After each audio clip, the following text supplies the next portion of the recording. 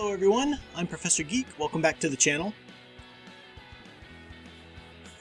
There's a narrative going around right now on YouTube and a lot of fan sites, Twitter pages and whatnot.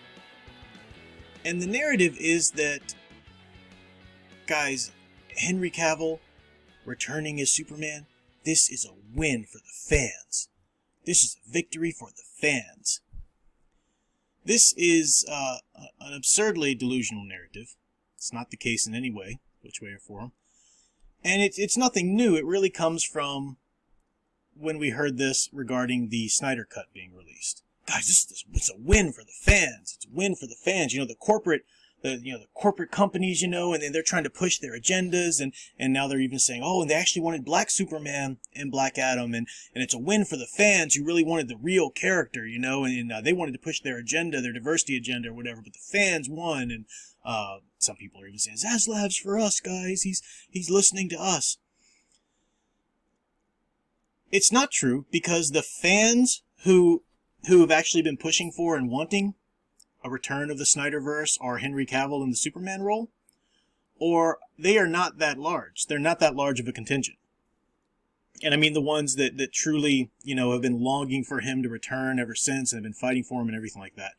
That wasn't even the case for the return of the Snyder-verse. That was the thing that everybody pushed and fell into, but they've proved now that a lot of the Twitter pages that were making so much noise about, we want the Snyder Cut, release the Snyder Cut. These were Twitter bot pages.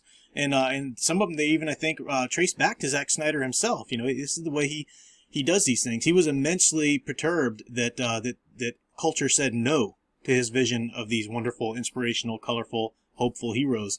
He never got over that. And he's constantly trying to rile up things and get some sort of return of his vision. And we already said no to it. The fans, the people already spoke. They said no. That's why that crumbled. That's why Warner Brothers finally stopped giving us that garbage.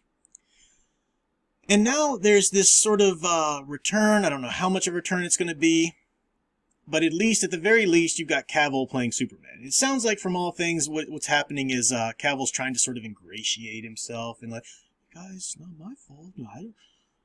I can't control the writing and the direction of a movie, but look at my jaw, look at my muscles. Don't I look like Superman? And people are fawning all over this guy in this just absurd manner, this completely unearned manner in every way.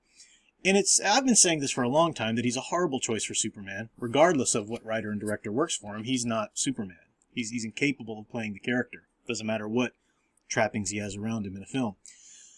And I've been making that argument for a while. But what I think is so interesting and so disturbing about how it's being pushed now, how this narrative is being pushed now, is I think it's indicative of an even greater problem. The narrative, again, is that it's the fans who want him the real Superman, and it's the evil corporate companies or whatever who are trying to give us their, the SJWs, however you want to label them, who are trying to give us their fake Supermans or whatever. So it's that either or. That's how mass media presents stories. That's how corporate media stations, whether it's the bulk of them that are more liberal aligned, or the few that are very conservative aligned, either one of them, they present stories like this as binary issues. It's this side versus this side. It's the pro versus the anti. It's the Democrats versus the Republicans at all times. It's just those. It's the liberals versus the conservatives, and that's it. And they're smarter than that. They know that that's not the case. They know that's not how the world works. The reality doesn't just exist in binaries like that. And they know that a lot of conflicts and serious controversial issues are more nuanced than that. But they don't care because they're out to make money. The human brain, the human nature kind of gravitates towards the us against them. Me and the people who agree with me against the rest of you, either evil or ignorant people mentality. So they'll give you that. They'll shape stories in that manner. And it gets them the clicks, it gets them the subscriptions, whatever. Now, it used to be that something like YouTube, the internet itself was a great source of other people being able to rise up and give information that was being withheld or give alternate viewpoints and everything like that. And that was the case with YouTube for a long time, and it still is the case with some channels. Certain channels out there, I think still do a great job with that. But the problem was that a lot of channels who may have even started up that way became monetized and eventually are quite honestly no different than the big media websites or channels out there that are just doing whatever they have to do. They will present the story to you in whatever way you want it, to get you to click, to get you to subscribe, and if you like them enough, to get you to log on to their Patreon or whatever. YouTube's become, there's no more freedom, in YouTube. YouTube's no longer the voice of the people. It's no longer the place where they can come up and have their say or present alternate viewpoints. Of course, there are still channels that do that. You can find it there. But the vast number of these geek channels who claim to be geek news channels, they're not geek news channels, they're news commentary. And you look at the kind of stories every day, they know the pattern, they know the formula that they need to do for the algorithm. They've got to have these thumbnails that show whoever's supposed to be the bad guy of the season, whether that's She-Hulk, Rings of Power, whatever. They'll show them in a very unlovely light, angry, ugly light, and they'll usually have somebody laughing or whatever. They know that formula, and then they get there and they talk about, and they'll present the story in a way in which makes you feel like you're one of a community. That channel, the person running that channel, he's just like you. You're there, your support of him is you fighting along with him. You're fighting the good fight, guys. You're fighting against these Rings of Power atrocity. You're fighting against the She-Hulk. You're fighting against all of this stuff. And, you and the other ones who gather around the comment section with you, you're the good guys, and you're fighting those evil people. Now, I'm not talking about the sentiment. When it comes to these videos slamming Rings of Power or She-Hulk, hey, I believe in that. I believe in what you're saying and the sentiment wholeheartedly. Yeah, these shows are awful. They are crap. Yeah. But how many times can you say that?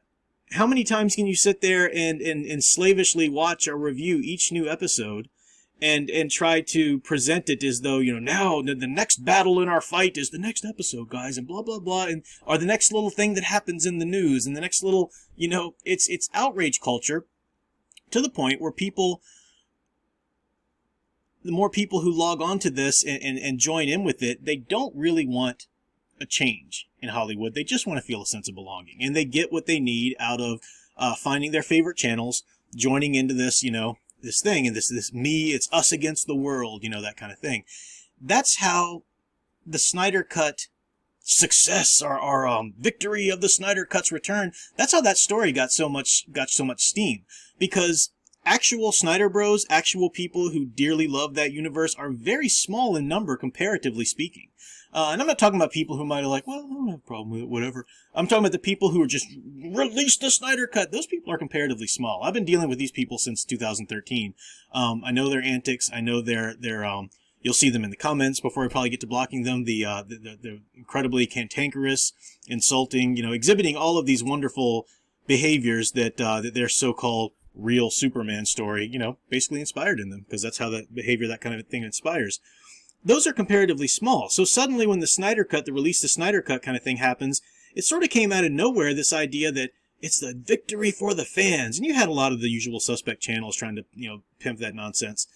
And it was because it was a sexy story. For YouTubers who do these kinds of stories and do these kinds of videos, it was a sexy story for them to put out there. It would get the clicks. It would make you feel like, and a lot of the people who were kind of like, maybe didn't think that much of Snyder, maybe didn't care about one way or the other, would jump on board, because now this is another issue that I can feel like I belong, and it's us against them, and yes, tell me more, my favorite channel YouTuber or whatever.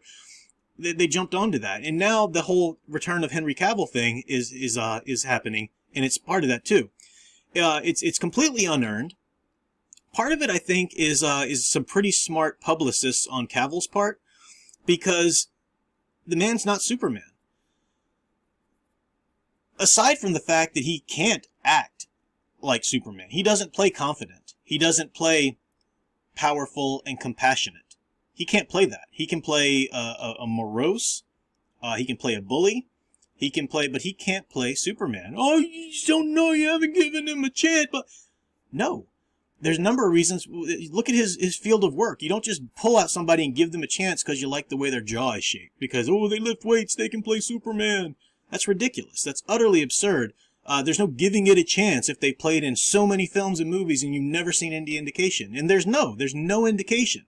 There might be an indication that he can play the type of Superman that you want if you're a, nihilist deconstructionist, yay, the Snyder Superman or whatever. That's not, Superman is the one most aspirational hero of them all. right up there with Luke Skywalker, but Superman even predates that and is even more ingrained in the culture. And in Snyder's deconstruction of him, it's been a battle. We've been fighting that good fight against that nonsense ever since 2013, and we looked like we won for a while. It was a stubborn, hard fought battle, but now they're trying to push it back in a little bit, even if they're not pushing Snyder's total vision, even if they're just trying to push, well, just Cavill as Superman. Give him a chance. Give him somebody else, and they'll turn away from that story. No. Even if he was the kind of actor who could possibly play the real iconic Superman, he's not. Get that through your head. He's not. He can't play the role. He doesn't have it in him to play that role. And there are a number of other things I'll say about that. But even if he was, having him return in the role is a symbolic and visual cue. It validates all that garbage that he played in before.